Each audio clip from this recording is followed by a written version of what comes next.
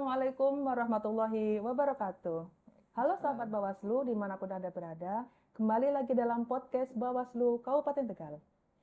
Nah, sahabat Bawaslu, untuk podcast kali ini kita akan mengangkat tema penguatan fungsi pengawasan melalui desa pengawasan dan desa anti politik uang. Sebelumnya perkenalkan dulu, saya Rizka Fitriani, staf Bawaslu Kabupaten Tegal. Nah, sahabat Bawaslu, tentunya saya tidak sendiri dong. Di samping saya sudah ada narasumber dari anggota Bawaslu Kabupaten Tegal, Divisi Pencegahan Parmas dan Humas, Ibu Sri Anjarwati Mkom. Selamat siang, Ibu. Selamat siang, Mbak Rizka. Nah, bagaimana Selamat siang. kabarnya hari ini, Ibu? Ya, sahabat Bawaslu. Alhamdulillah baik. Baik ya, Bu ya. Mbak Rizka baik. Alhamdulillah, Ibu. Ibu mohon izin sebelumnya boleh menyapa dulu terlebih dahulu pada sahabat Bawaslu. Oke. Bismillahirrahmanirrahim. Assalamualaikum warahmatullahi wabarakatuh. Sahabat Bawaslu, dimanapun sahabat Bawaslu berada, kami hadir kembali. Saya Sri Anjarwati Mkom, Koordinator Divisi Pengawasan Parmas dan Humas. Hari ini akan berbincang-bincang keterkaitan dengan penguatan desa pengawasan dan desa anti politik uang. Nah, baik Ibu. Untuk tema kita kali ini membahas tentang desa pengawasan dan desa anti politik uang. Nah, pasti sahabat Bawaslu yang di rumah ini bertanya-tanya sebenarnya apa sih Bu arti dari desa pengawasan dan desa anti politik uang itu sendiri? Oke. Gini, Mbak Rizka dan sahabat Bawaslu dimanapun Anda berada, desa pengawasan dan desa anti politik uang itu awal dibentuk itu adalah oleh Bawaslu RI, gitu. Kemudian melalui instruksinya Bawaslu Kabupaten Kota dan Bawaslu Provinsi bentuknya sebagai garis koordinasi dan secara hierarki begitu ya. Nah, kemudian ketika dibentuk awal tahun 2019 itu awal mulanya ketika untuk menghadapi pemilu di tahun 2019 ya. Nah, dibentuk yang namanya Desa Anti Politik Uang dan Desa Pengawasan. Nah, kenapa ini dibentuk? Kemudian tujuannya apa? Kan begitu ya. Nah, Desa Anti Politik Uang dan Desa Pengawasan ini awal mula dibentuk untuk meningkatkan partisipasi dari masyarakat. Ya. Artinya apa? Masyarakat yang sudah mempunyai hak pilih itu datang ke TPS itu tidak hanya menggunakan hak pilihnya saja gitu, tetapi ikut serta membantu mengawasi hak pilih yang sudah diberikan gitu. Kemudian selain mengawasi juga masyarakat juga diminta sebagai pengawas partisipatif, kan begitu juga di semua proses, tidak hanya hak pilih saja, tetapi dalam proses pemilu maupun pemilihan. Gitu. Sehingga seluruh masyarakat itu tahu proses pelaksanaan demokrasi ini dari mulai pemilu sampai pilkada dan juga pendidikan politik terhadap masyarakat itu. Karena ini tuh namanya kan pesta demokrasi. Yang namanya pesta itu semua warga negara Indonesia itu harus mempunyai sikap yang riang gembira gitu ya dalam hal menyambut pesta demokrasi ini gitu. Sehingga Bawaslu itu punya kewajiban bahwa ketika proses demokrasi ini saat sedang jalan gitu atau dalam proses tahapan, nah masyarakat itu kemudian ikut andil gitu, ikut andil membantu para penyelenggara pemilu, dalam hal ini adalah Bawaslu. Minimal mengawasi dari setiap tahapan proses pemilu ataupun pilkada gitu. Di endingnya ketika menggunakan hak pilihnya, nah hak pilihnya ini juga diawasi sehingga tidak timbul fitnah ataupun sudon bahwa suaranya itu kemudian hilang gitu kan. Yang merasa sudah mencoblos pilihannya kok dianggap ini suaranya kemana. Nah, itu kalau hanya diawasi oleh kita Bawaslu dari Bawaslu RI, provinsi, kabupaten kota sampai ad hoc kan kurang gitu. Nah, kemudian Bawaslu punya program seperti ini gitu mengikut sertakan mendorong masyarakat itu untuk berperan aktif, ikut serta dalam melakukan pengawasan ini dari hulu ke hilir. Itu masyarakat dimohon ikut peran aktifnya gitu ya, supaya ketika terjadi pelanggaran saat penanganan saat proses tahapan pemilu itu, kemudian masyarakat itu melaporkan gitu loh, ya kan. Contohnya misalkan ada orang, contohnya kampanye aja, misalkan kampanye di tempat yang dilarang gitu ya.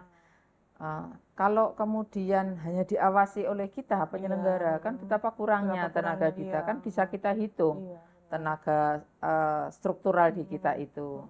Meski sampai ad hoc, pengawas TPS saja hanya satu TPS misalkan untuk pemilu itu kan sampai 300 ya, satu orang ngawasi 300 pemilih, itu di lingkungan TPS-nya aja, kan betapa kurangnya tenaga gitu. Sehingga ya tadi intinya memohon peran aktif dari masyarakat, membantu Bawaslu dalam melakukan setiap tahapan dalam penyelenggaraan pemilu dan pemilihan gitu Mbak Rizka.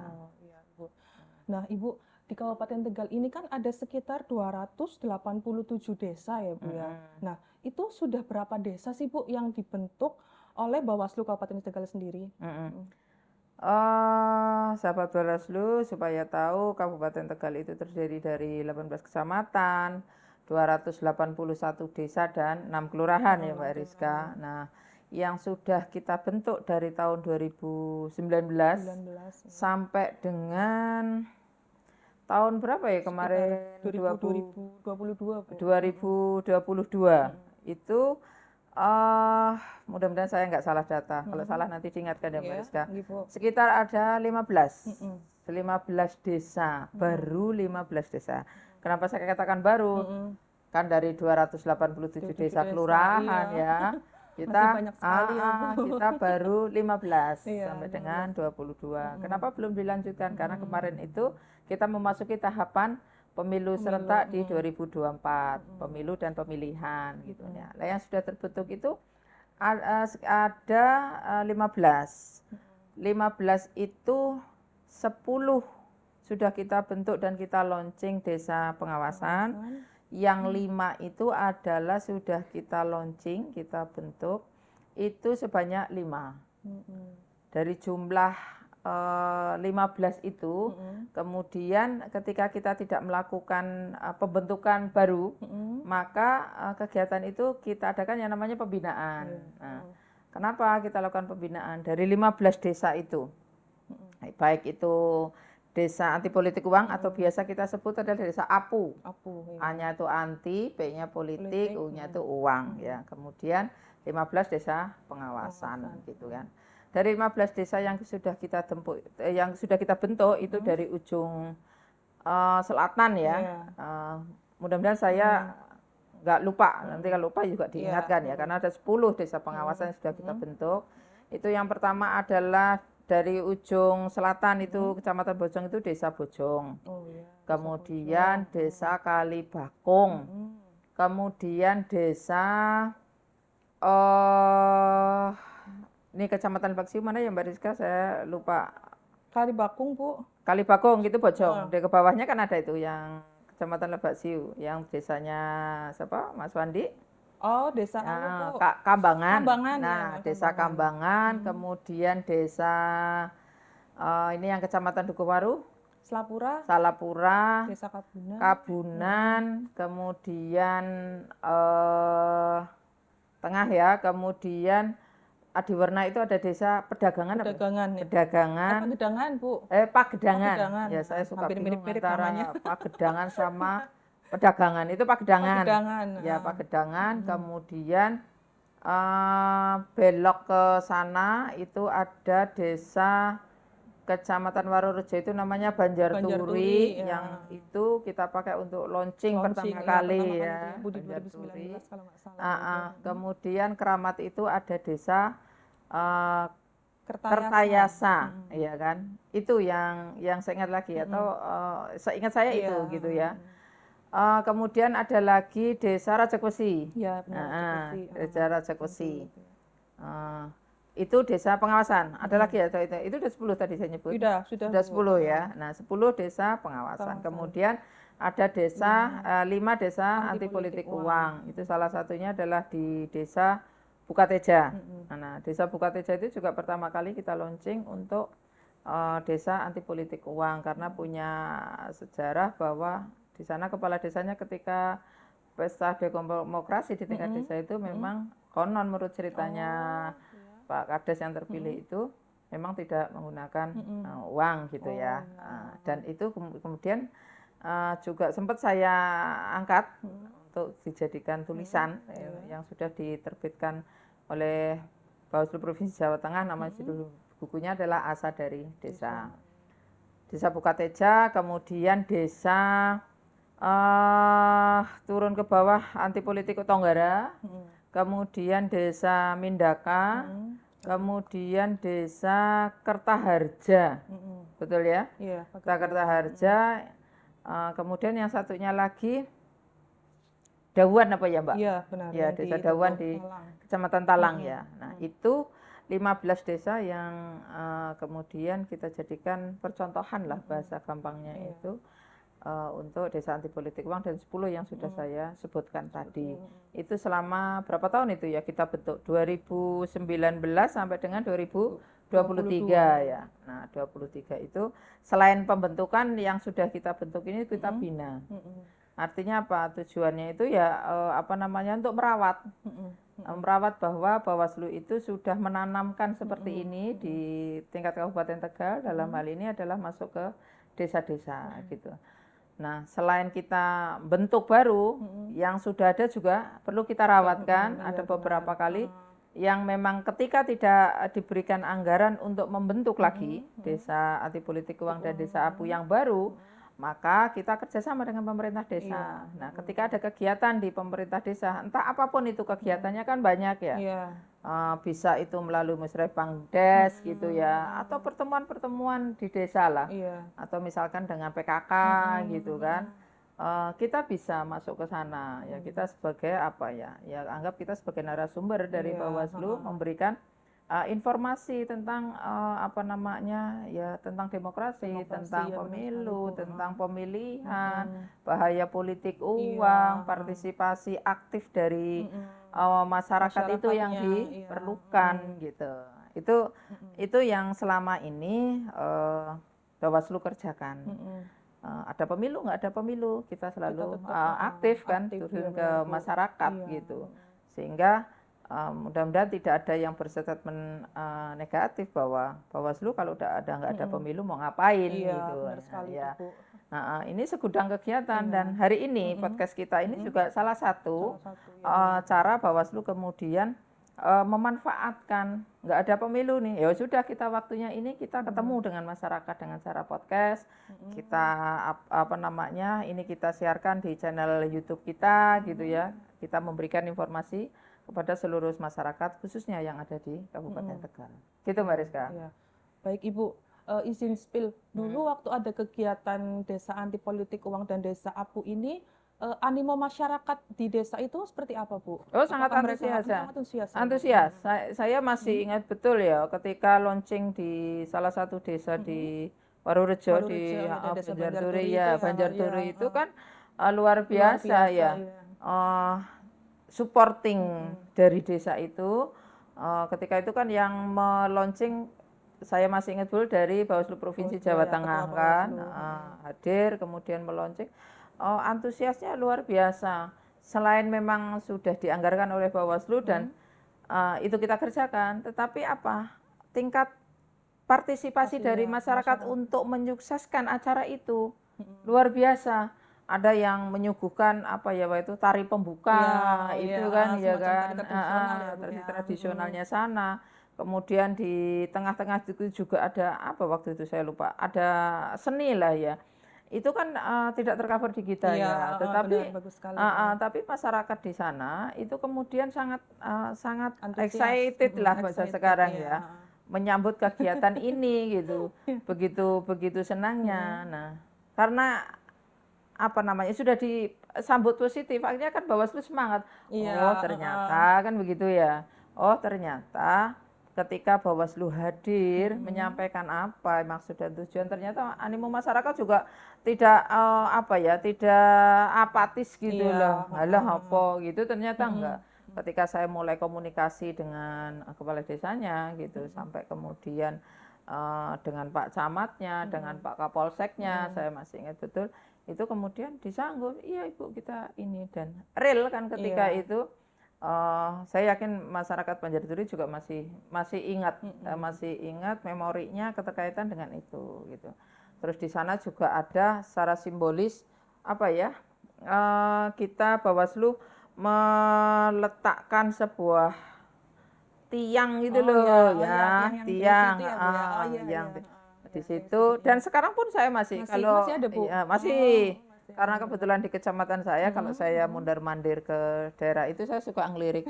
Oh iya, Desa Banjarturi itu sebagai desa pengawasan gitu lah ya, papan informasi itulah. Kalau orang sini biasanya plang gitu ya, plangnya itu juga masih ada di sana. Itu yang pertama kali ya. Kemudian di desa-desa lain yang tadi saya sebutkan ada 10 pengawasan, 5 APU itu juga kita rawat ya kan. Kita sekali tempo ke sana. Ada anggaran, tidak ada anggaran. Apalagi sekarang sudah kita mengikuti instruksi pemerintah, kita efisiensi gitu kan. Kita kerjasama dengan desa itu. Kita tetap hadir di sana gitu.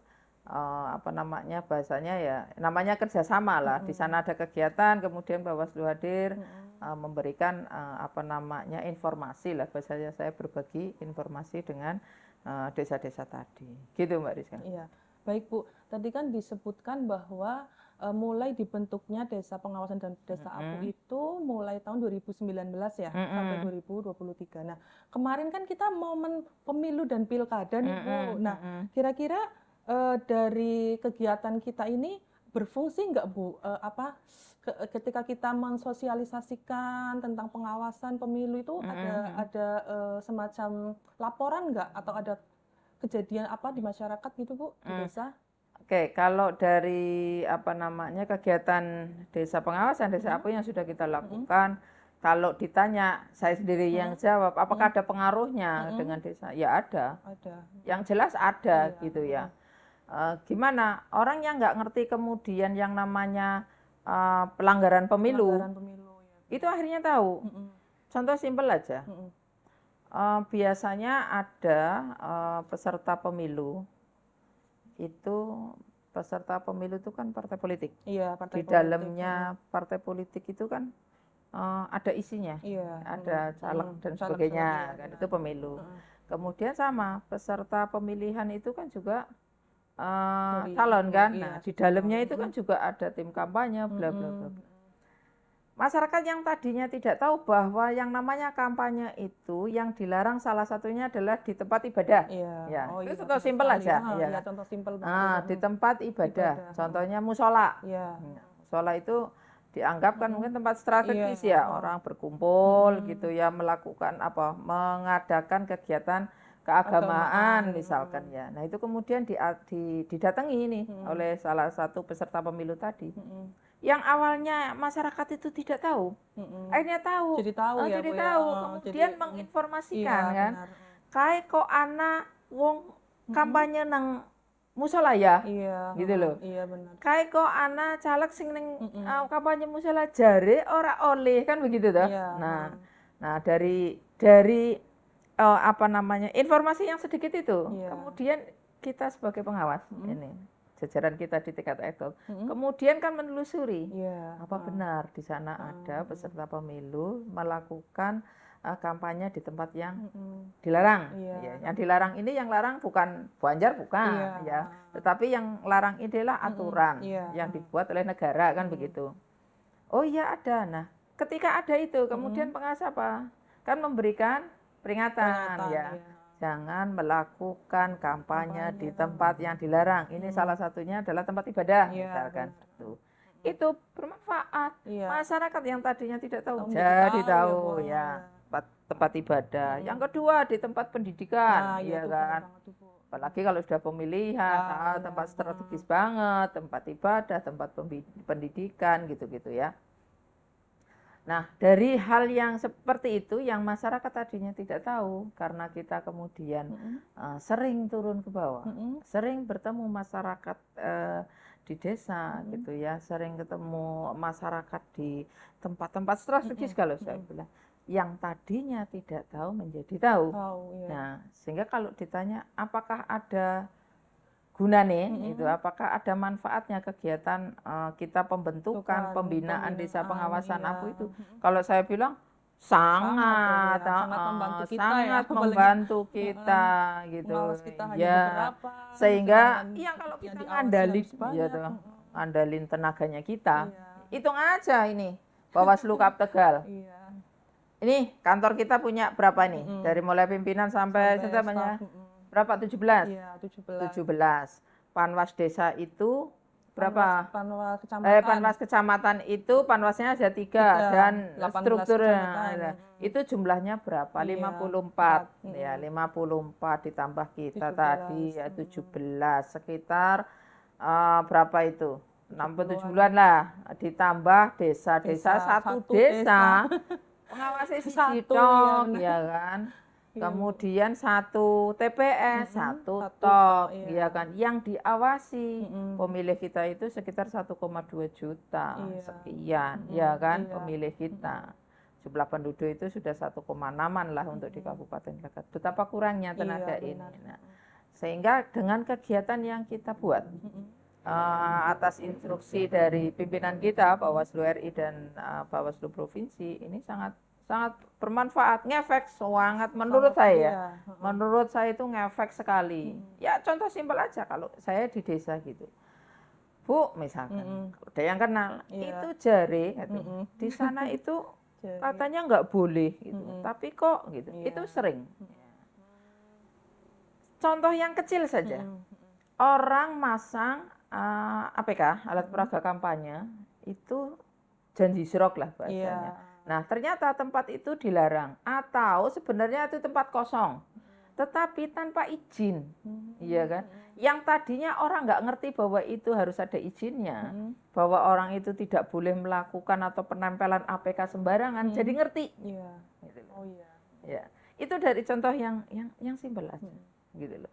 Apalagi nanti saat pemungutan suara, saat penghitungan suara, bahwa ngitung suara ki ya kudu nganggo speaker sing atas, tempatnya itu terang, itu orangnya nggak tahu.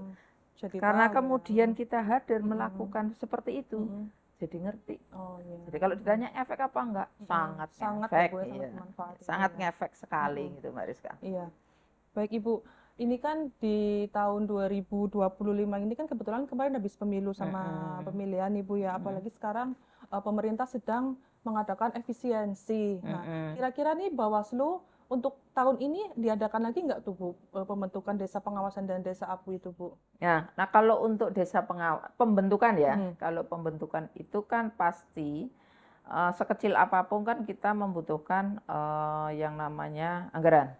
Nah, kita tunggu seefisiensi apakah kemudian pemerintah itu ngasih enggak ke kita, gitu, baik pemerintah pusat ataupun pemerintah daerah. Kalau kemudian apa yang kita sampaikan nanti dengan pemerintah daerah bahwa kita mau melakukan pembentukan yang baru, artinya kita 287 desa kelurahan sudah kita bentuk 15, berarti kurangnya pira Mbak? Kan isi akeh nemen ya. Nah, kalau sekiranya kemudian pemerintah nanti entah kapan waktunya lah memfasilitasi dikasih kegiatan itu, ya akan kita lakukan pembentukan kembali gitu.